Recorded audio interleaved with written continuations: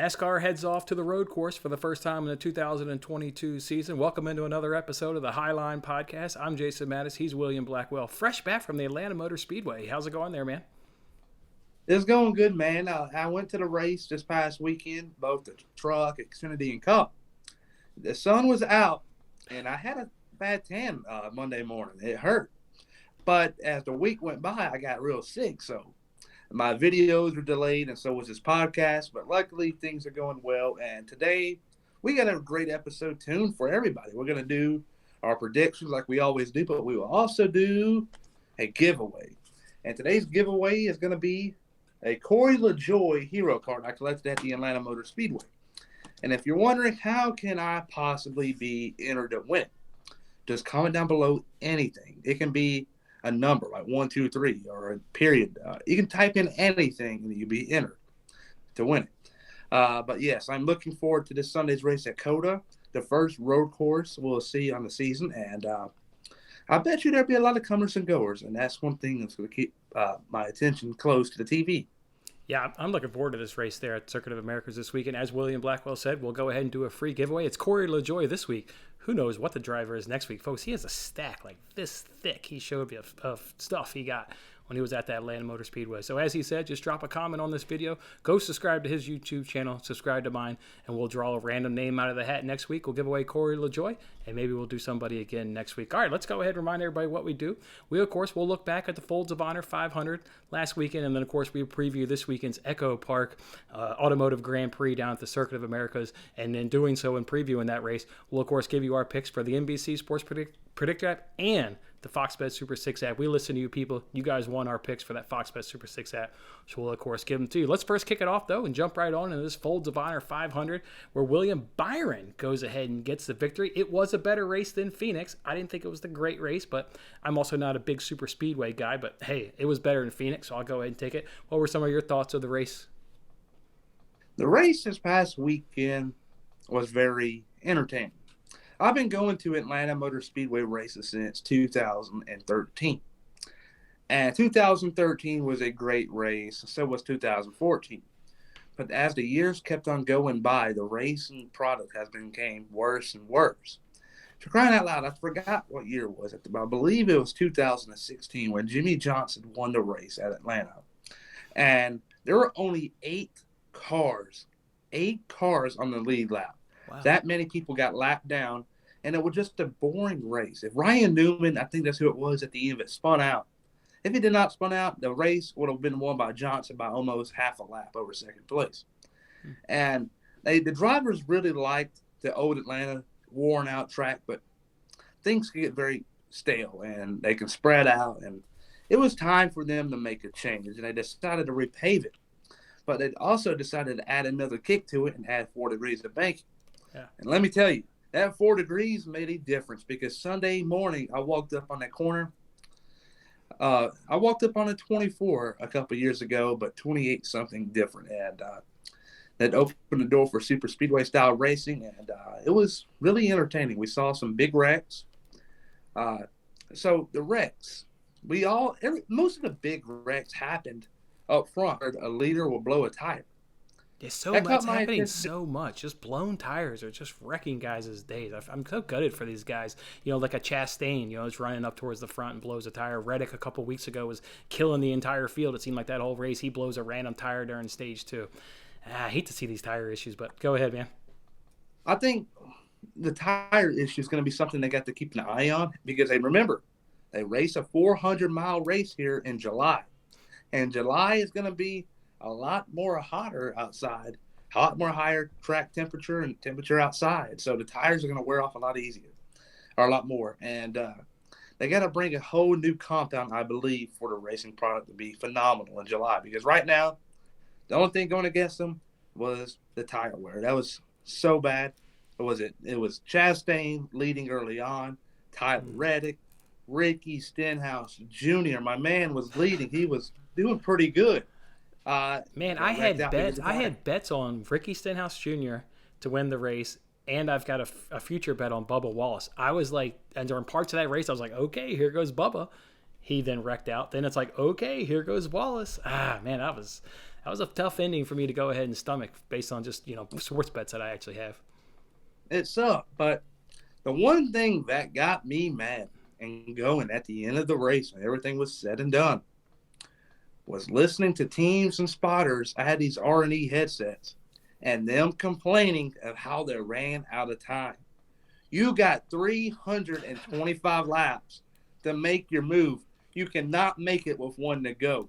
And I say that, and I stand by that. I'll say that Daytona, Talladega, and now Atlanta. They wait too late. They try to be all pretty and cute and ride single file until the last lap and make a move. The only person that can win on the last lap is the driver's first, second, and third. That's it. Third place can win to the top two wreck. Second place can win if he pulls out of line. The first place obviously just going to lead. There's no way these next-gen cars, someone from beyond, fourth and beyond, can win the race. It's just impossible. So they got to make the move a lot sooner. I really, really get annoyed by that. Yeah, I mean, it's one of the reasons why I don't like big super speedways, your Degas and your Daytonas, just because it feels like everybody's just kind of hanging back, waiting for the last 5 or so laps, just trying to get there with a car that's not damaged and you're DNF'd and your day's over. So yeah, I completely agree, and that's what you kind of see is that hanging back thing. You kind of touched on there for a second. Like Texas to me is always a really crappy race. I don't want to see these intermediates though change to the super speedway style racing. I mean, the fans obviously love it. It's intriguing. You're on the edge of your seat because something dramatic could happen literally at any moment. These guys, especially with the way these tires are going and guys are spinning out, I just don't want to see the intermediate tracks going like, okay, we're at Texas and we know the racing sucks at Texas generally every year, let's just go ahead and make a super speedway. So let's keep these intermediate tracks, and we can have some super speedways. By all means, it's good to have differences, road courses, speedways, intermediates, what have you, short tracks. Let's not just go changing all these tracks. It was good racing. Like I said, it was better than Phoenix. Phoenix was terrible, so wasn't hard right there. Again, I was gutted by Chastain, Wallace, William Byron gets a checkered flag. Anything else stuck out for you, or any other? You've shared a couple stories. Anything else you'd like to share from your weekend down at Atlanta Motor Speedway? This past weekend I collected a lot of autographs. This is a quick story I'm about to give out here, but I was in the garage walking by, and I walked by Brad Keselowski. And let me tell you, he is one of the nicest drivers you will ever meet. And I had a book bag, right? I was carrying around many diecast and hero cards. But I pulled one out, and he signed this for me. And I was looking for the other one. And he decided to help me out and hold my bag while I literally looked for the other diecast for him to sign. And here it is right here. Oh, dude. I don't know if you can see it. But he was a cool guy. He helped me look for it. He did not rush his way out of it like a lot of drivers would typically do, which I can completely understand because they got a lot going on. They got meetings they got to go to, other obligations, and so on.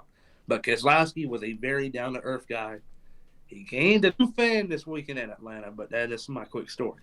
Yeah, and I watched your video already on your Pick 5 contest where you also obviously preview this race as well. You obviously saw Stenhouse and Kroger, so it looks like you just had a lot of great meetings with obviously a lot of these Cup drivers there. So fantastic time. Keselowski may have been in a good mood last weekend. I've got it in my notes. We're going to eventually talk about his penalty. He is certainly not in a good mood when he woke up this morning and NASCAR slapped him with his penalty. Let's go ahead, though, and talk about that, and also talk about the EchoPark Automotive Grand Prix down there at the Circuit of Americas. This is the first of the 6 road courses. We had 7 last season. We're only getting 6 this season. It's the first one. We all remember Chase Elliott took the checkered flag last season. It was rain shortened. Let me remind you guys, we're about, I think it was 14 laps. The race was trimmed short. It was rain soaked. I remember making the joke last season that the only person who won was Rain X because they were getting so much publicity and free advertisement was Rain X. There was even that one time last season when they were coming down the straightaway there into turn 1, and Truex had to check up, and I think it was Cole Custer. Cole Custer didn't check up, couldn't see it, because rain's being splashed up and everything, and ran up underneath of Truex Jr., got up underneath of him and lifted him up. Scary, scary wreck. Like I said, the rain just completely ruined that day. So, yeah, that's some of my takeaways. Obviously, that was the first ever time they'd ever been at Circuit Americas. What are you looking forward to this weekend there, William? I'm right here. You hit it, Keselowski, a big penalty. And when they go to road courses, you got 2 types of strategies you can go after. One, winning the race. But if you're doing that, you got to have a really good chance of winning. So you got that. Because they're going to pit before the end of each stage. They're not going to run it out and get the stage points. But if you want to go for points like Keselowski's probably going to do, he's going to stay out and grab a lot of points because he lost 100 points. And that was going to be hard to come by. So he needs to went get them from going. 16th place to 35th place in the standings. He plummeted that far. Folks, he needs a win. He is so far down the standings. He needs a win. It's going to take so much to overcome that. I mean, he'd have to just run off like a Denny Hamlin season last year where it's like second place, during the regular season. Then Denny Hamlin's obviously winning come playoff time. But I think he needs an exceptional run if he doesn't get a victory. He was lucky enough to have it happen at the beginning of the year. Because I know. But no crew chief also for 4 races. No crew chief for 4 races. That's big too. Yeah, but the thing that's going for Keselowski right now is he's a great plate racer, and let's be honest here, RFK Racing is not going to be the type of team to go win at a mile and a half. They're going to win at a super speedway, and they got Atlanta still, Talladega, and a Daytona before the playoffs start. So they got 3 big opportunities waiting ahead of them. So I wouldn't be too anxious right now if I was a part of that 6 team. I know losing Matt McCall, the crew chief, is very hard to take in because he was doing a great job with that 6 car. He came over from Kurt Busch in the 1 car last year and brought over some knowledge, and they were doing pretty good, turning that team around slowly but surely. But I don't think they're in a must-win situation yet, but I would say by the summer, that'd be about time for them to panic. But right now, way too early. Okay. All right, cool. Obviously, we're at the road course, so you've got the traditional road course favorites, Larson, Elliott, Kyle Busch, Truex Jr., all those guys are good there on the road courses. I'm also going to be keeping an eye on Allmendinger, Cindric, and Chastain. Those are 3 guys that we'll get to our picks here in a second. I've got one of those being picked here. I think I got 2 of those guys being picked, but I'm looking for those 3 guys. Before we get into our picks, maybe what are some other things, maybe drivers, any other thing, or just want to get into the picks? You hit it. You got the 2 road course aces out there besides Chase Elliott. You got Austin Cindric and AJ Allmendinger. They're going to be tough to beat this week, and yeah, you nailed it. All right, great. Well, let's just jump on into it. Let's first start with the NBC Sports Predictor app where you can win $10,000. They give you 3 stages. You got to pick the driver to finish best amongst the stage, and then you also got to give them a top 3 to go along with that $10,000. I've been giving away $25 each and every single week to the winner of the Winning Bets League. If you need that league information, you can grab it from the video description. Then it's just simple. Have the most points at the end of the race day, and you can take my $25. Let's take a look and see who won last week. If we take a look, it looks like there was more than a 3-way tie. And every time we have a 3-way tie, we roll that $25 over to the following week. So that means this week here at the Circuit of Americas, it's worth $50. And look at me, I'm on the leaderboard. Finally had a good week right there. All right. So $50 is up for grabs this week. Again, if you need that information, grab it from this video description. Let's let William go first, and let's break it up and do it a little bit different. Go through your first, your 3 stages, and then hold back your top 3. But hit everybody with who you've got there in the top 3 stages. All right, stage number 1. I expect a lot of comers and goers, but Ross Chastain, I believe, will be the highest finisher in round 1 in stage 1. Stage number 2, I'm going with my man from Mitchell, Indiana, Chase Briscoe. Chase Briscoe finished P6 here 1 year ago. If the thing did not get rained out, he could have probably raced it inside the top 5 and brought a career best finish at the time. But this year, he's going to do a lot better. I believe. I'll get to that in a minute, but he will be the highest finisher in stage 2. And stage 3, you got Larson. You can never go wrong with him, so give me Larson. Okay, so those are your 3 for you. Let's go ahead and put up my number 3. I also agree with your Ross Chastain pick, with the caveat that if Kyle Busch has a better starting position, he was really strong here last year. I think he won stage 2, if I recall correctly. He was really strong through parts of that race. I'm either taking Kyle Busch or Ross Chastain, whoever has a better starting position. But seeing how you got to lock in your picks now, I went ahead and picked Chastain. But look for me after we know who's going to be the qualifying order. So I've got Chastain. I'm with you, though, on stage 2. Or I'm not with you. I'm taking AJ Allmendinger. Look, finished in 5th place last year in the rain. Look, we're getting clear weather, it looks like this Sunday. I think he's going to be absolutely dominant. And one other thing, get the guy a picture. What are you doing to my guy? He's got no picture. Come on, NBC. He deserves a picture. And then for number 3, yeah, it's Kyle Larson. I thought he was actually better last season on the road courses than Chase Elliott. He won at Sonoma, won at Watkins Glen. He won at the Charlotte Roval. Yeah, I liked Kyle Larson last season, so I'm going to go ahead and take him. All right, let's go ahead and put up your top 3. Who do you got, Willie? All right, winning this Sunday's race, I got to in a minute. Third place would be the 9 car. Second place would be the 5. Winning would be Chase Briscoe from Mitchell, Indiana. Last year finished P6.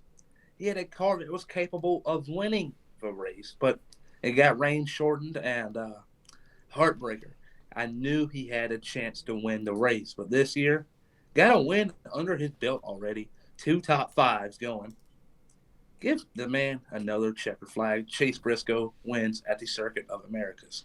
Nice. Chase Briscoe taking in his second checkered flag this season. That would be big right there. All right, here's my top 3. I've got Kyle Larson being the winner. Just think if we get good weather, that guy's awfully tough to beat, so I'll go ahead and take Kyle Larson. I'm going to take Ross Chastain in P2. Really impressive last season, getting a top 5 finish. It was just really, really impressive. So I like Ross Chastain, and obviously been good all season long. We talked about that stat last week. He's been like the top 5 of laps led. Yeah, he's been good. And then AJ Allmendinger. I'm expecting good things. Again, was really strong last season, finishing 5th when it was rain-soaked day. Good weather. I think he'll be right up there all day long and have him opportunity to get a top 3. So Larson, Chastain, and Allmendinger for me to round it out on the NBC Sports Predictor app. We heard from you guys. You guys won our picks on the Fox Bet Super 6 app, so we are going to give them to you. Let's jump into those. Too many screenshots to show you, so we'll just go through these. And keep in mind, everything's at the end of stage 2. So I won't say it in each question, but everything's at the end of stage 2. So where will the pole sitter be, William? Where do you got the pole sitter? All right. For my East Coast people out there, okay. 4:30 is the cutoff time. Stage 2, if you're gonna change your picks in, 4:30 Eastern time is the way to go. 3:30 Central time, but you got to keep a close eye on that. I forgot to mention that in last week's episode before we went off air about the Fox Super 6. The game does not end at the end of stage 2 or stage 1. It ends at a specific time, and 4:30 is this week. But for question number 1, I'm going with F, 10 or higher. Like I said in the intro, there's going to be a lot of comers and goers, and I believe this will be a smart decision to make if I believe so. You know, you've kind of convinced me that maybe that strategy will come into play late in the stages, and maybe I'm wrong because I picked first or second. I think if you get the right guy sitting on the pole, man, if it's an Elliott or if it's a Larson, if it's one of these Allmendinger kind of guys, I think they could just stay up front. So, but I kind of like your strategy. Maybe I'll do the wife's entry 10 to higher. I think I'll do the wife's 10 to higher and keep mine first at 2. All right, well, any driver finished top 5 in both stages 1 and 2. What do you think, William? I'm going with B, which is only 1. A lot of comers and goers. It's going to be that one driver that's up there running inside the top 10, wanting to have more points rather than a chance at the win, because the chance is sort of a long shot. So I can see it being only 1 driver. Okay, I went number 1 as well, and remind the folks it was 0 last season. If you were to answer this question, it would have been 0 last season, but I'm with you. I went with 1. How many cautions will there be by the end of stage 2? I went less than 4. What did you say? I believe there will be. All right, there's going to be 2 1 stage competition. It's going to be 1. Yeah, so you're going to have 3 of them. So I could see about a couple of spin outs and a wreck here and there. So I say 6, which is D. Last year was a wreck fest, so it would not surprise me to see it happen this year. I know it's going to be a lot drier, hopefully. Yeah. But though it's going to be tough out there, and you're guaranteed 2, right? End of stage 1 competition. So you're guaranteed 2. Okay. Yes. All right, and I went less than 4. It's going to be good weather. These cars aren't going to be having those issues. All right, who's going to have the fastest lap by the end of stage 2 between Kyle Larson, Kevin Harvick, Chase Elliott, Truex Jr., Kyle Busch, and Joey Logano? Those are all really talented drivers, but in order to have the fastest lap, you're going to have to be out in clean air, not dirty air, and Kyle Larson will be out front leading laps. So give me Kyle Larson, who is answer A. Kyle Larson for me. No debate right there. I'm right there with you. All right, who's going to lead the most laps between Hamlin, Blaney, Harvick, Busch, or Christopher Bell, or Ty? I'm going with F. I know it's a long shot. I do not see them drivers at all leading much laps. So I say F is the safe bet. F is the answer. None of those guys will lead a lap. It's going to be Ty because they're all going to be at 0. None of those guys will be leading a lap this Sunday, folks, or at least not before the end of stage 2. Not by and you don't see it as well, so that's cool. We're both on Ty. All right, who's going to have the best finish by Almirola, Buescher, Custer, McDowell, Wallace, or Keselowski? I think you're going to go Keselowski. I feel like you're going to go Keselowski. It's really tough. is a really tough pick. You looked at Chris Buescher, he's going to go for points. Ain't no way in hell he's going for a win. And then Bubba Wallace, he ain't no road racer. He's going to go for points. But I think Michael McDowell is going to be the driver. There's one driver that I said that's going to be going in the middle between going for points and going for the win, and Michael McDowell will be that driver. So give me D from Michael McDowell. Wow, we both agree with Michael McDowell. I thought it was an interesting kind of collection of drivers they give you. Nobody stands out as like a true road course driver. So I thought it was a really good group of guys they give you. I did pick Michael McDowell. Finished 7th here last place. He was 2nd in stage 1. So he was running towards the front most of the day last year. So I'm with you. I'll go ahead and take Michael McDowell. I like that pick right there. All right, I want to do, hey, before we end this episode, let me do something that we've never done before. You guys know, obviously, I place real sports bets. I give away every Friday on my daily sports betting show. I give away NASCAR head-to-head bets. I've got a handful of those bets already made. I'm going to give away 2 of them right here. So let me give you guys 2 of these. I'm looking at the list. I'm going to go ahead and give you guys... I'm going to give you guys Ross Chastain over Tyler Reddick, and you can get that best price right now at -110 over at BetMGM. So take Ross Chastain over Tyler Reddick. And then I'm going to take over at DraftKings AJ Allmendinger plus 4.5 over Chase Elliott at -115 over at DraftKings. That just means AJ Allmendinger can't finish more than 5 spots worse than Chase Elliott. So Chase Elliott can have a good day. Allmendinger can also have a good day. He just needs to stay within 4 places of him. So those will be 2 of my bets that I've got locked in for this weekend. If you want to know any other bets I've got on this weekend for the NASCAR at the EchoPark Automotive Grand Prix, watch Friday's episode here on my channel. Watch my daily show there on Friday, and I'll give you guys a couple more. Okay, that's how we'll do it here. So, and then, of course, make sure you're following us on Twitter. We'll maybe modify our answers there on the Fox Bet Super 6 app as, of course, we're watching Stage 1 develop. So anything else, William? Oh, yeah, and drop a comment on this video. Comment below, and if you want a double entry, all you got to do is just watch some other videos on this channel and give it a like and comment. That'll be another entries added for you. But live drawing next week. Stay tuned. But that's all I got to say. Live drawing next week, and $50 is up for grab. Ooh, this is a big week here at Dakota. All right, look forward to it, and look forward to getting you back in here next week talking about the race and then previewing the upcoming one. Enjoy the race on Sunday, William. All right, man.